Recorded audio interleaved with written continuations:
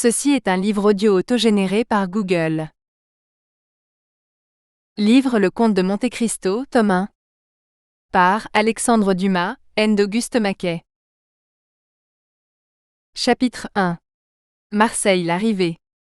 Le 24 février 1815, la vigie de Notre-Dame de la Garde signala le 3 mâts le Pharaon, venant de Smyrne, Trieste et Naples. Comme d'habitude, un pilote côtier partit aussitôt du port, rasa le château d'If, et alla aborder le navire entre le cap de Morgion et l'île de Rion.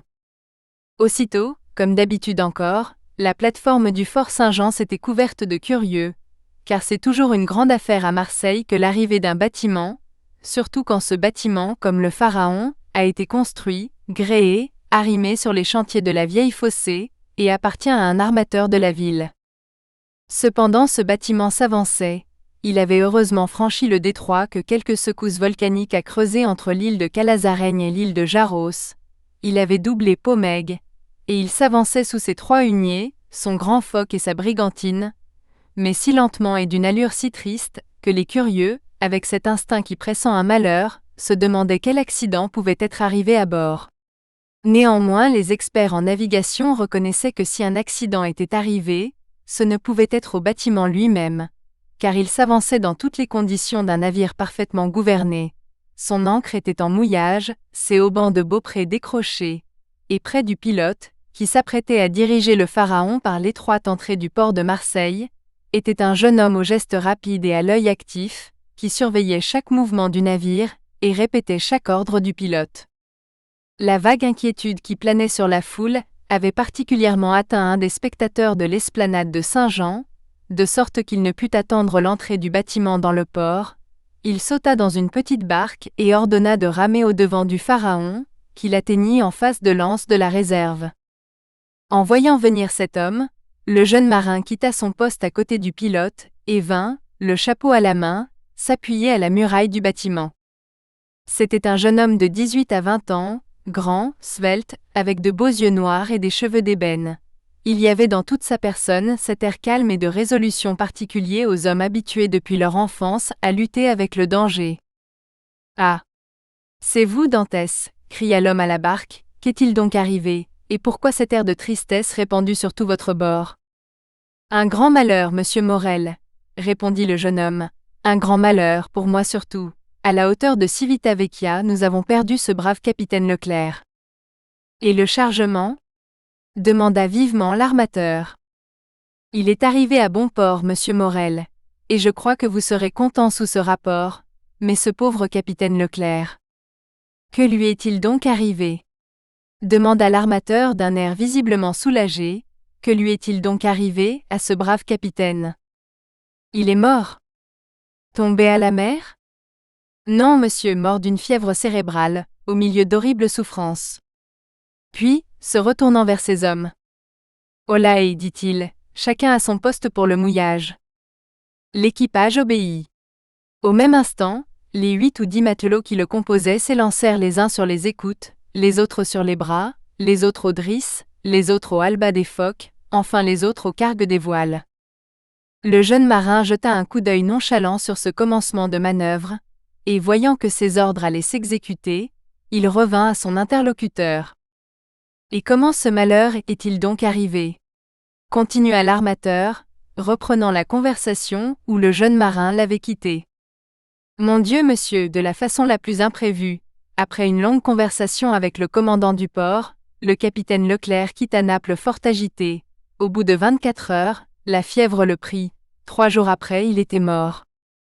Nous lui avons fait les funérailles ordinaires, et il repose, décemment enveloppé dans un hamac, avec un boulet de 36 aux pieds et un à la tête, à la hauteur de l'île d'El Giglio. Nous rapportons à sa veuve sa croix d'honneur et son épée. C'était bien la peine, continua le jeune homme avec un sourire mélancolique, de faire 10 ans la guerre aux Anglais pour en arriver à mourir, comme tout le monde, dans son lit. Dame, que voulez-vous, monsieur Edmond ?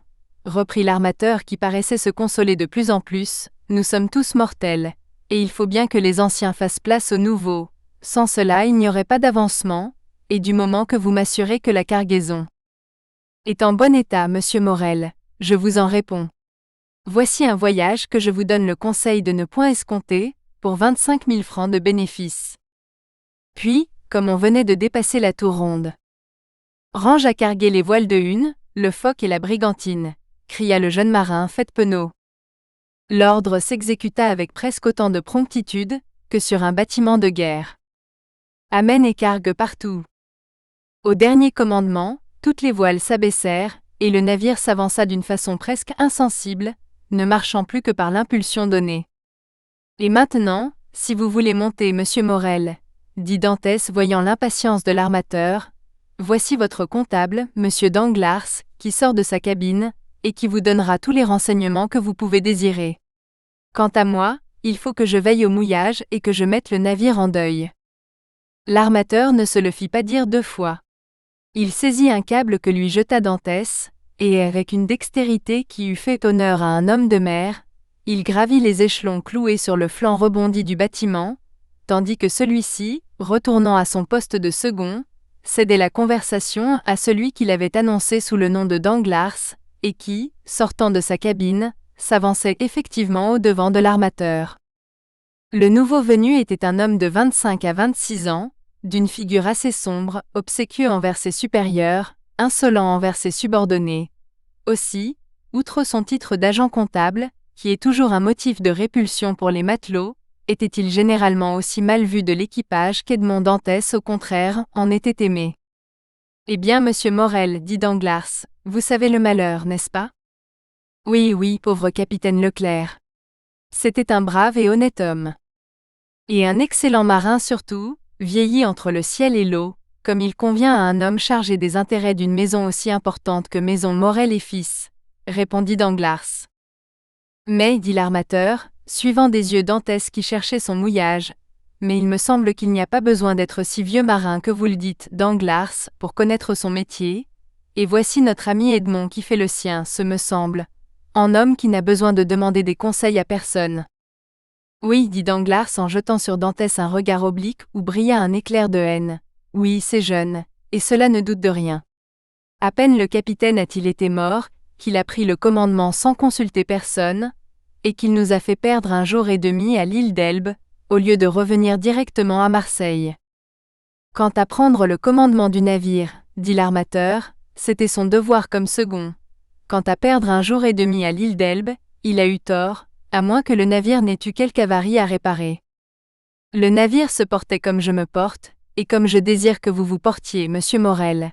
Et cette journée et demie a été perdue par pur caprice, pour le plaisir d'aller à terre, voilà tout. Dantès, dit l'armateur se retournant vers le jeune homme, venez donc ici. Pardon monsieur, dit Dantès, je suis à vous dans un instant. Puis s'adressant à l'équipage, mouille, dit-il. Aussitôt l'ancre tomba, et la chaîne fila avec bruit. Dantès resta à son poste, malgré la présence du pilote, jusqu'à ce que cette dernière manœuvre fût terminée, puis alors. Abaissez la flamme à mi-mât, mettez le pavillon en berne, croisez les vergues. Vous voyez, dit Danglars, il se croit déjà capitaine sur ma parole. Et il l'est de fait, dit l'armateur. Oui, sauf votre signature et celle de votre associé, monsieur Morel. Dame, pourquoi ne le laisserions-nous pas à ce poste ? Dit l'armateur. Il est jeune, je le sais bien, mais il me paraît tout à la chose et fort expérimenté dans son état. Un nuage passa sur le front de Danglars. Pardon, monsieur Morel, dit Dantès en s'approchant. Maintenant que le navire est mouillé, me voilà tout à vous. Vous m'avez appelé, je crois. Danglars fit un pas en arrière. Je voulais vous demander pourquoi vous vous étiez arrêté à l'île d'Elbe. Je l'ignore, monsieur. C'était pour accomplir un dernier ordre du capitaine Leclerc, qui, en mourant, m'avait remis un paquet pour le grand maréchal Bertrand. L'avez-vous donc vu, Edmond ? Qui ? Le grand maréchal ? Oui. Morel regarda autour de lui, et tira Dantès à part. Et comment va l'empereur ? Demanda-t-il vivement. Bien, autant que j'ai pu en juger par mes yeux. Vous avez donc vu l'empereur aussi ? Il est entré chez le maréchal, pendant que j'y étais. Et vous lui avez parlé ? C'est-à-dire que c'est lui qui m'a parlé, monsieur, dit Dantès en souriant. Et que vous a-t-il dit ? Il m'a fait des questions sur le bâtiment, sur l'époque de son départ pour Marseille, sur la route qu'il avait suivie et sur la cargaison qu'il portait. Je crois que s'il eût été vide, et que j'en eusse été le maître, son intention eût été de l'acheter, mais je lui ai dit que je n'étais que simple second, et que le bâtiment appartenait à la maison Morel et Fils. Ah, a-t-il dit, je la connais. Les Morel sont armateurs de père en fils, et il y avait un Morel qui servait dans le même régiment que moi, lorsque j'étais en garnison à Valence. C'est pardieu vrai, s'écria l'armateur tout joyeux, c'était Policar Morel, mon oncle, qui est devenu capitaine. Dantès, vous direz à mon oncle que l'empereur s'est souvenu de lui, et vous le verrez pleurer, le vieux grognard. Allons, allons, continua l'armateur en frappant amicalement sur l'épaule du jeune homme. Vous avez bien fait, Dantès, de suivre les instructions du capitaine Leclerc et de vous arrêter à l'île d'Elbe. Quoique, si l'on savait que vous avez remis un paquet au maréchal et causé avec l'empereur, cela pourrait vous compromettre. En quoi voulez-vous, monsieur, que cela me compromette ? Dit Dantès, je ne sais pas même ce que je portais, et l'empereur ne m'a fait que les questions qu'il eût faites au premier venu. Mais pardon, reprit Dantès, voici la santé et la douane qui nous arrivent, vous permettez, n'est-ce pas ? Faites, mon cher Dantès. Le jeune homme s'éloigna, et comme il s'éloignait, Danglars se rapprocha. Eh bien, demanda-t-il, il paraît qu'il vous a donné de bonnes raisons de son mouillage à Porto Ferraio. D'excellentes, mon cher monsieur Danglars. Ah, tant mieux, répondit celui-ci, car c'est toujours pénible de voir un camarade qui ne fait pas son devoir. Dantès a fait le sien, répondit l'armateur, et il n'y a rien à dire. C'était le capitaine Leclerc qui lui avait ordonné cette relâche. À propos du capitaine Leclerc, ne vous a-t-il pas remis une lettre de lui ? Qui ? Dantès. À moi non. En avait-il donc une ? Je croyais qu'outre le paquet, le capitaine Leclerc lui avait confié une lettre. De quel paquet voulez-vous parler, Danglars ? Mais de celui que Dantès a déposé en passant à Porto Ferraio. Comment savez-vous qu'il avait un paquet à déposer à Porto Ferraio ? Danglars rougit. Je passais devant la porte du capitaine qui était entr'ouverte, et je lui ai vu remettre ce paquet et cette lettre à Dantès. Il ne m'en a point parlé, dit l'armateur, mais s'il a cette lettre, il me la remettra. Danglars réfléchit un instant. Alors, monsieur Morel, je vous prie, dit-il, ne parlez point de cela à Dantès, je me serais trompé. En ce moment, le jeune homme revenait, Danglars s'éloigna. Eh bien, mon cher Dantès, êtes-vous libre ? Demanda l'armateur. Oui, monsieur. La chose n'a pas été longue. Non, j'ai donné au douanier la liste de marchandises, et quant à la consigne, elle avait envoyé avec le pilote côtier un homme à qui j'ai remis nos papiers. Alors, vous n'avez plus rien à faire ici. Dantès jeta un regard rapide autour de lui. Non, tout est en ordre, dit-il. Vous pouvez donc alors venir dîner avec nous ? Excusez-moi, monsieur Morel, excusez-moi, je vous prie, mais je dois ma première visite à mon père. Je n'en suis pas moins reconnaissant de l'honneur que vous me faites. C'est juste, Dantès, c'est juste. Je sais que vous êtes bon fils. Et, demanda Dantès avec une certaine hésitation, et il se porte bien, que vous sachiez, mon père ? Mais je crois que oui, mon cher Edmond, quoique je ne l'ai pas aperçu. Oui, il se tient enfermé dans sa petite chambre. Cela prouve au moins qu'il n'a manqué de rien pendant votre absence. Dantès sourit. Mon père est fier, monsieur, et eût-il manqué de tout, je doute qu'il eût demandé quelque chose à qui que ce soit au monde, excepté à Dieu. Eh bien, après cette première visite, nous comptons sur vous. Excusez-moi encore, monsieur Morel, mais après cette première visite, j'en ai une seconde qui ne me tient pas moins au cœur. Ah. C'est vrai, Dantès, j'oubliais qu'il y a au Catalan quelqu'un qui doit vous attendre avec non moins d'impatience que votre père, c'est la belle Mercédès. Dantès sourit. Ah, dit l'armateur, cela ne m'étonne plus qu'elle soit venue 3 fois me demander des nouvelles du pharaon. Peste. Edmond, vous n'êtes point à plaindre et vous avez là une jolie maîtresse. Ce n'est point ma maîtresse, monsieur, dit gravement le jeune marin, c'est ma fiancée. C'est quelquefois tout un, dit l'armateur en riant.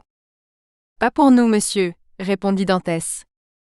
Allons, allons, mon cher Edmond, continua l'armateur, que je ne vous retienne pas, vous avez assez bien fait mes affaires pour que je vous donne tout loisir de faire les vôtres. Avez-vous besoin d'argent? Non, monsieur, j'ai tous mes appointements du voyage, c'est-à-dire près de 3 mois de solde. Vous êtes un garçon rangé, Edmond. Ajoutez que j'ai un père pauvre, monsieur Morel. Oui, oui, je sais que vous êtes un bon fils. Allez donc voir votre père, j'ai un fils aussi, et j'en voudrais fort à celui qui, après un voyage de 3 mois, le retiendrait loin de moi. Alors, vous permettez? Dit le jeune homme, en saluant. Oui, si vous n'avez rien de plus à me dire. Non. Le capitaine Leclerc ne vous a pas, en mourant, donné une lettre pour moi? Il lui eût été impossible d'écrire, monsieur, mais cela me rappelle que j'aurai un congé de 15 jours à vous demander. Et pour vous marier? D'abord, puis pour aller à Paris. Bon, bon, vous prendrez le temps que vous voudrez, Dantès. Le temps de décharger le bâtiment nous prendra bien 6 semaines, et nous ne nous remettrons guère en mer avant 3 mois. Seulement, dans 3 mois il faudra que vous soyez là. Le Pharaon, continua l'armateur en frappant sur l'épaule du jeune marin, ne pourrait pas repartir sans son capitaine. Sans son capitaine, s'écria Dantès les yeux brillants de joie. Faites bien attention à ce que vous dites là, monsieur, car vous venez de répondre aux plus secrètes espérances de mon cœur. Votre intention serait-elle de me nommer capitaine du Pharaon? Si j'étais seul, je vous tendrais la main, mon cher Dantès, et je vous dirais, c'est fait. Mais j'ai un associé, et vous savez le proverbe italien, che accompagna padrone. Mais la moitié de la besogne est faite au moins, puisque sur 2 voies vous en avez déjà une. Rapportez-vous-en à moi pour avoir l'autre, et je ferai de mon mieux. Oh! Monsieur Morel, s'écria le jeune marin, saisissant les larmes aux yeux, les mains de l'armateur. Monsieur Morel, je vous remercie, au nom de mon père et de Mercédès. C'est bien, Edmond. Il y a un Dieu au ciel pour les braves gens, que diable! Allez voir votre père, allez voir Mercédès, et revenez me trouver après. Mais vous ne voulez pas que je vous ramène à terre? Non, merci, je reste à régler mes comptes avec Danglars. Avez-vous été content de lui, pendant le voyage? C'est selon le sens que vous attachez à cette question, monsieur. Si c'est comme bon camarade, non, car je crois qu'il ne m'aime pas depuis le jour où j'ai eu la bêtise, à la suite d'une petite querelle que nous avions eue ensemble, de lui proposer de nous arrêter 10 minutes à l'île de Monte Cristo, pour vider cette querelle, proposition que j'avais eu tort de lui faire, et qu'il avait eu, lui, raison de refuser. Si c'est comme comptable que vous me faites cette question, je crois qu'il n'y a rien à dire, et que vous serez content de la façon dont sa besogne est faite. Mais, demanda l'armateur, voyons, Dantès, si vous étiez capitaine du Pharaon, garderiez-vous Danglars avec plaisir? Capitaine ou second, monsieur Morel, répondit Dantès, j'aurai toujours les plus grands égards pour ceux qui posséderont la confiance de mes armateurs. Allons, allons, Dantès, je vois qu'en tout point vous êtes un brave garçon. Que je ne vous retienne plus, allez, car je vois que vous êtes sur des charbons. J'ai donc mon congé? Demanda Dantès. Allez, vous dis-je. Vous permettez que je prenne votre canot? Prenez. Au revoir, monsieur Morel, et 1000 fois merci. Au revoir, mon cher Edmond, bonne chance. Le jeune marin sauta dans le canot, alla s'asseoir à la poupe, et donna l'ordre d'aborder à la canebière. 2 matelots se penchèrent aussitôt sur leurs rames, et l'embarcation glissa aussi rapidement qu'il est possible de le faire, au milieu des 1000 barques qui obstruent l'espèce de rue étroite qui conduit, entre 2 rangées de navires, de l'entrée du port au quai d'Orléans. L'armateur le suivit des yeux en souriant jusqu'au bord, le vit sauter sur les dalles du quai, et se perdre aussitôt au milieu de la foule bariolée qui, de 5 heures du matin à 9 heures du soir, encombre cette fameuse rue de la Canebière, dont les phocéens modernes sont si fiers, qu'ils disent avec le plus grand sérieux du monde, et avec cet accent qui donne tant de caractère à ce qu'ils disent, si Paris avait la Canebière, Paris serait un petit Marseille. En se retournant, l'armateur vit derrière lui Danglars qui, en apparence, semblait attendre ses ordres, mais qui en réalité suivait comme lui le jeune marin du regard. Seulement, il y avait une grande différence dans l'expression de ce double regard qui suivait le même homme. Fin du chapitre. Chapitre 2. Le Père et le Fils. Laissons Danglars, aux prises avec le génie de la haine, essayer de souffler contre son camarade quelques malignes suppositions à l'oreille de l'armateur, et suivons Dantès, qui, après avoir parcouru la Canebière dans toute sa longueur, prend la rue de Noailles, entre dans une petite maison située du côté gauche des allées de Meilhan, monte vivement les 4 étages d'un escalier obscur, et se retenant à la rampe d'une main, comprimant de l'autre les battements de son cœur, s'arrête devant une porte entrebâillée, qui laisse voir jusqu'au fond d'une petite chambre. Cette chambre était celle qu'habitait le père de Dantès. La nouvelle de l'arrivée du pharaon n'était encore parvenue au vieillard, qui s'occupait, monté sur une chaise, à palissader d'une main tremblante quelques capucines mêlées de clématite, qui montaient en grimpant le long du treillage de sa fenêtre.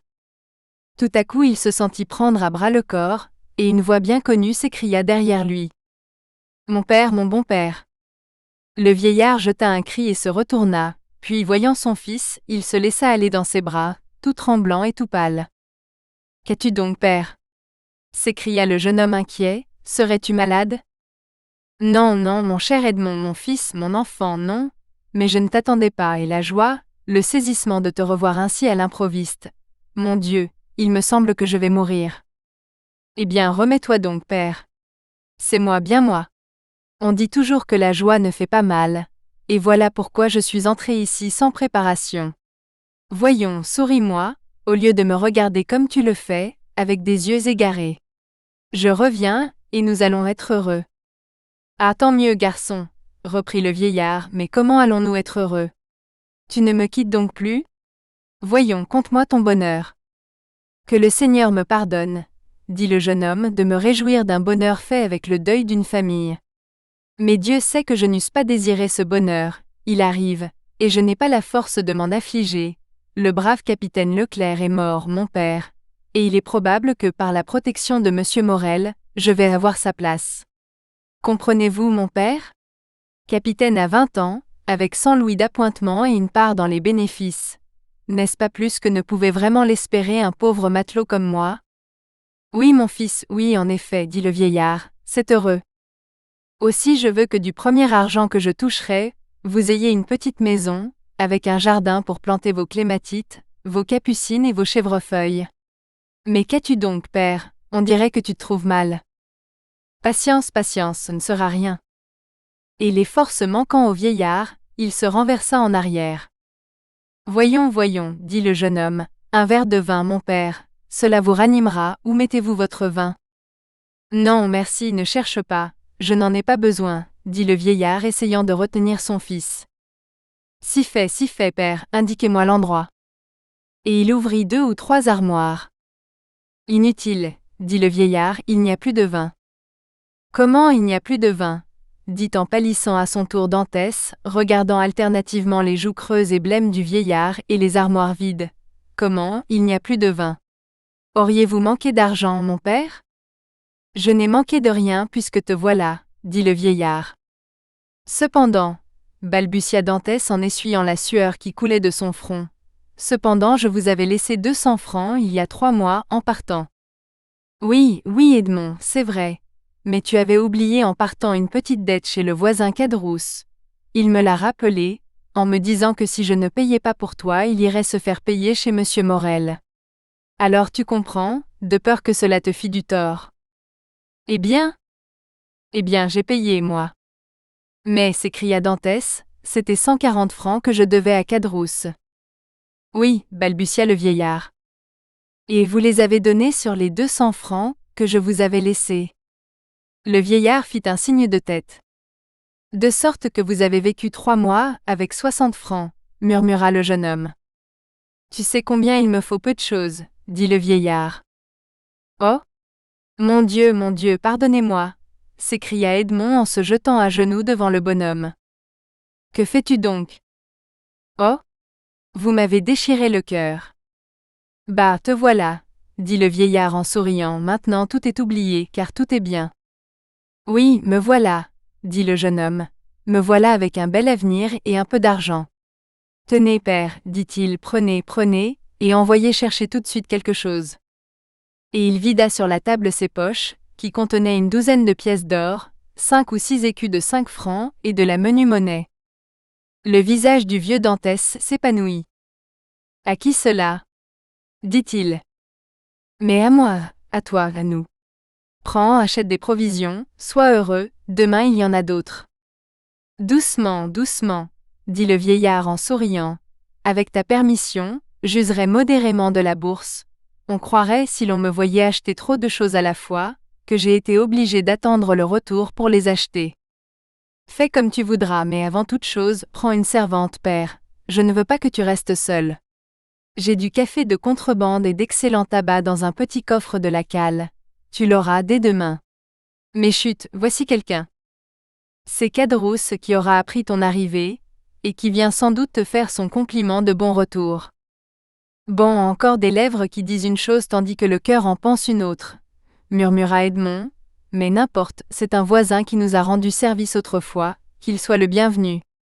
En effet, au moment où Edmond achevait la phrase à voix basse, on vit apparaître encadré par la porte du palier, la tête noire et barbue de Caderousse. C'était un homme de 25 à 26 ans, il tenait à sa main un morceau de drap, qu'en sa qualité de tailleur, il s'apprêtait à changer en un revers d'habit. « Et te voilà donc revenu, Edmond » dit-il avec un accent marseillais des plus prononcés, et avec un large sourire qui découvrait ses dents blanches comme de l'ivoire. « Comme vous voyez, voisin Caderousse est prêt à vous être agréable en quelque chose que ce soit, répondit Dantès en dissimulant mal sa froideur sous cette offre de service. Merci, merci. Heureusement, je n'ai besoin de rien, et ce sont même quelquefois les autres qui ont besoin de moi. Dantès fit un mouvement. Je ne te dis pas cela pour toi, garçon. Je t'ai prêté de l'argent, tu me l'as rendu. Cela se fait entre bons voisins et nous sommes quittes. On n'est jamais quitte envers ceux qui nous ont obligés, dit Dantès, car lorsqu'on ne leur doit plus l'argent, on leur doit la reconnaissance. À quoi bon parler de cela? Ce qui est passé est passé. Parlons de ton heureux retour, garçon.